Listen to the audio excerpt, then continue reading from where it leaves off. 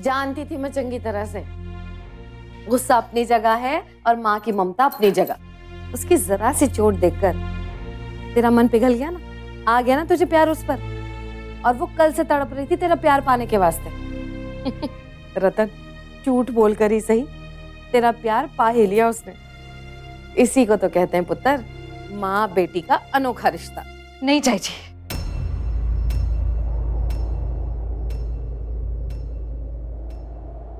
कोई माँ बेटी का रिश्ता नहीं है मेरा वीरा का। ना वो मेरी बेटी है, ना मैं उसकी माँ। और अब जिंदगी में मैं कभी उसकी माँ नहीं बन पाऊंगी, कभी नहीं। ओए रतन, ये हो गया तेरे को? अरे मैं मानती हूँ कि तू आजकल परेशान है, वीरा तेरे को सता रही है, पर पुत्र वो बच्ची है, मासूम है, वो शरारतें नहीं करेगी तो कौन करेगा? नहीं, बात शरारत की नहीं है चाची। तो फिर? अब और बर्दाश्त नहीं होता मुझसे, नहीं बर्दाश्त होता। याद है मैंने आपसे कहा था, सालों पहले मेरा रब के साथ एक समझौता हुआ था कि जब वो मेरे सरपंचनू मेरे पास वापस भेज देंगे, तब मैं वीरा को अपना लूंगी, माँ बनकर पालूंगी उसे, मैं प्यार करूंगी। रणवीर जितना प्यार नहीं दे पाई तो भी माँ की कमी नहीं होने दूंगी उसे। और हुआ ऐसे, भेजा रब जी ने मेरे सरपंच जी को वापस।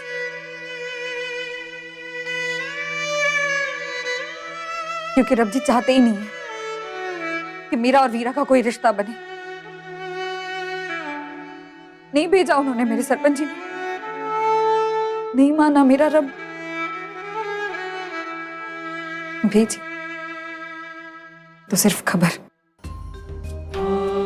उनकी मौत की खबर।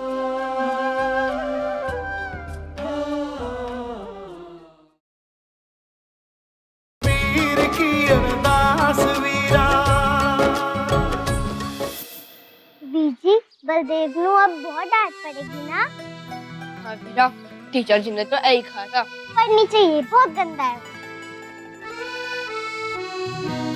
वीरा, तू एक काम कर, तू घर पे जा, मैं जप्पी के घर में जाकर देख के आता हूँ वो कैसा है।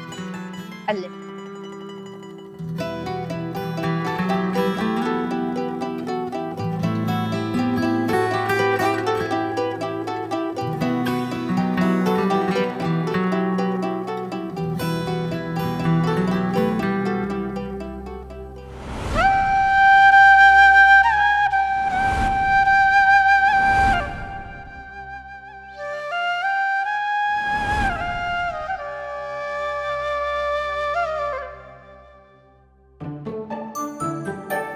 है कि सुमन, तेरी कमीज पे खून तनु शेर ने काट खाया की? ओए चुप कर फिट्टे मुंह, एक खून नहीं है, चटनी है बोतल की। हाँ, अपने हाथ से खा रही थी इसलिए सारी कपड़े पे गिरा दी। अब देख मैं अपने हाथ से खिला रही हूँ। ओह, तो ये चटनी है? मैनू तो बिल्कुल खून जैसी लग रही है।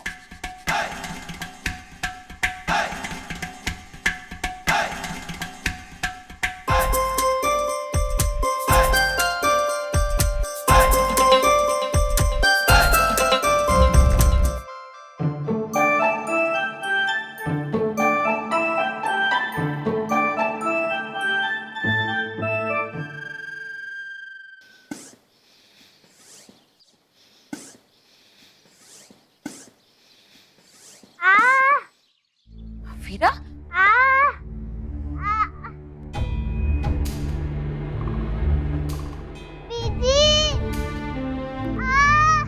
वीरा, अरे भाई ये खून कैसे निकला? बीजी, मैनू चोट लग गई। कैसे?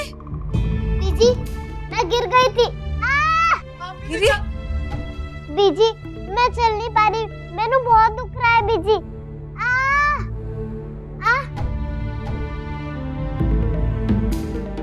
वीरा, वीरा,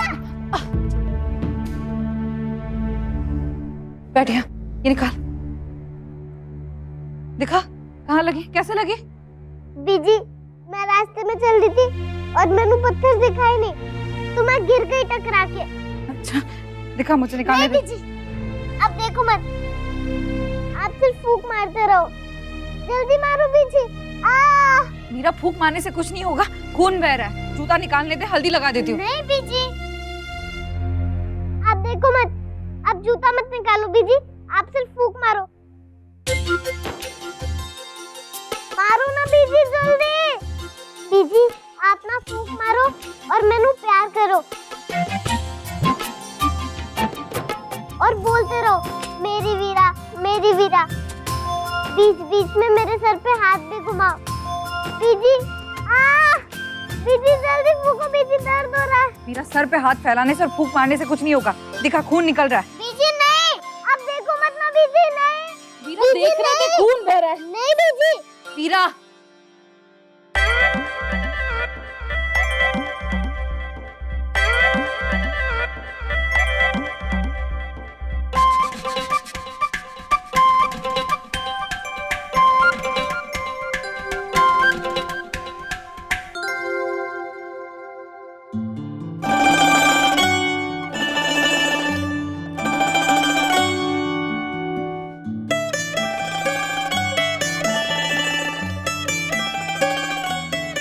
बीजी नहीं, अब देखो मत ना बीजी, नहीं। वीरा देख रहे थे खून बह रहा है। नहीं बीजी।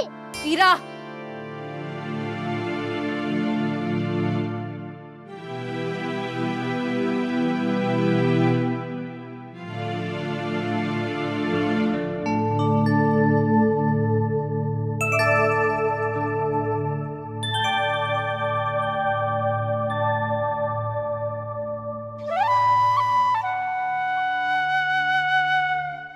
बीजी अब आपने मैनू माफ कर दिया ना,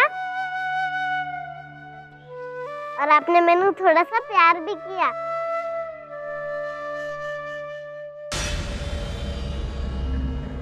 दिमाग खराब हो गया तेरा? पागल हो गई तू? हर बात पे मजाक सूझता है ना तेनू? वीरा, बात बात पे परेशान करना बंद कर मैनू।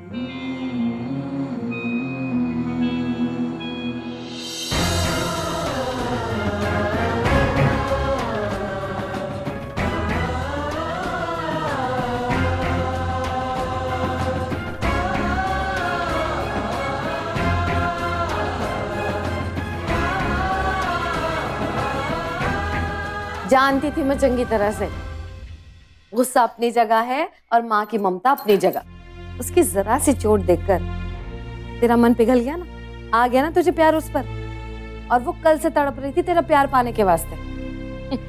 रतन, झूठ बोलकर ही सही तेरा प्यार पा ही लिया उसने। इसी को तो कहते हैं पुत्र, माँ बेटी का अनोखा रिश्ता। नहीं चाची,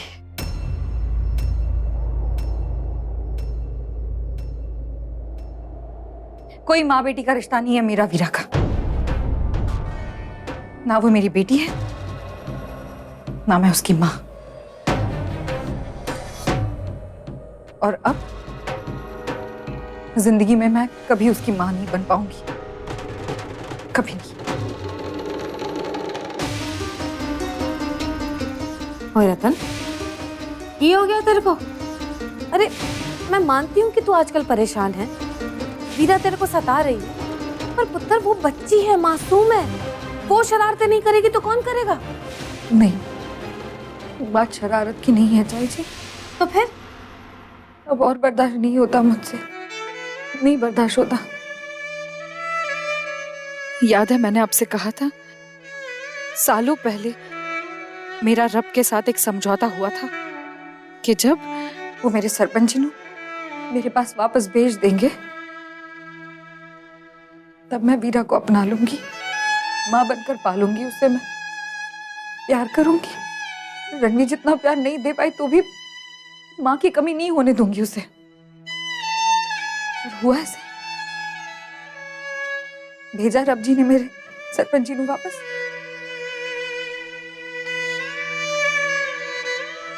क्योंकि रब जी चाहते ही नहीं है कि मेरा और वीरा का कोई रिश्ता बने। नहीं भेजा उन्होंने मेरे सरपंच जी ने, नहीं माना मेरा रब। भेजी तो सिर्फ खबर, उनकी मौत की खबर।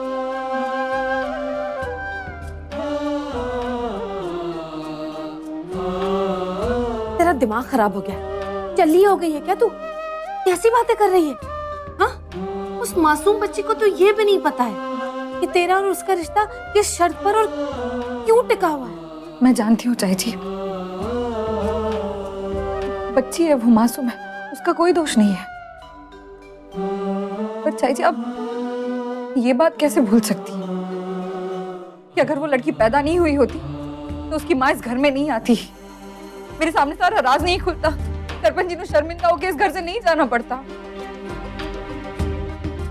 आप कैसे इस बात से इनकार कर सकती है चाची जी कि अगर वो आज इस घर में नहीं होती तो आपका गुड्डू हमारे साथ इस घर में होता, मेरे माथे पे सिंदूर होता, हाथों में चूड़ियां होती, मैं संपूर्ण सिंह की विधवा नहीं, सुहागन कहलाती। अब कैसे इनकार कर सकती है इस बात से? मैं जानती हूँ दोष वीरा का नहीं है चाची जी, दोष उसकी तकदीर का है, जिसने रब दे नाल मेरे समझौते को पूरा ना करके उसे मेरी बेटी ना बनने दिया। चाची जी, मैं भी इंसान हूं, वीरा का चेहरा देखती हूँ तो मैनू भी तरस आता है, उस पे बहुत तरस आता है। आपसे झूठ नहीं कहूंगी, प्यार भी आया था, पर अब जब भी उसका चेहरा देखती हूँ तो मैनू वो चिता याद आती है जो सरपंच जी के नाम पे चली थी।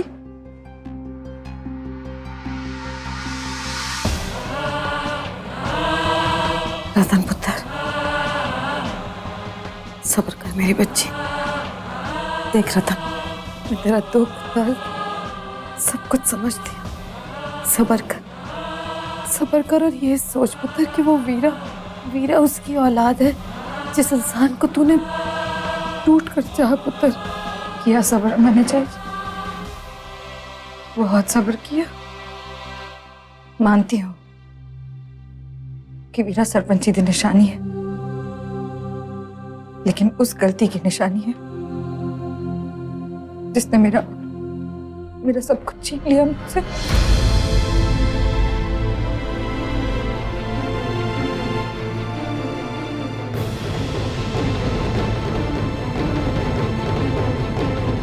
वीरा इसी घर में रहेगी, सब कुछ वैसे ही होगा जैसे होता आया है।